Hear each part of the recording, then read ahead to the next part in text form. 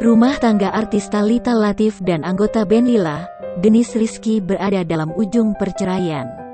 Thalita menggugat cerai sang suami ke Pengadilan Agama Jakarta Pusat pada tanggal 22 Maret tahun 2021 silam. Kabar tersebut dibenarkan oleh Thalita Latief. Dirinya membantah konflik rumah tangga karena pengaruh pandemi COVID-19. Dengan menahan tangis, Thalita Latief mengungkap sulitnya memutuskan untuk bercerai. Namun wanita 32 tahun itu mengatakan sudah tak bisa menahan sakit yang dialami dari konflik dengan Dennis.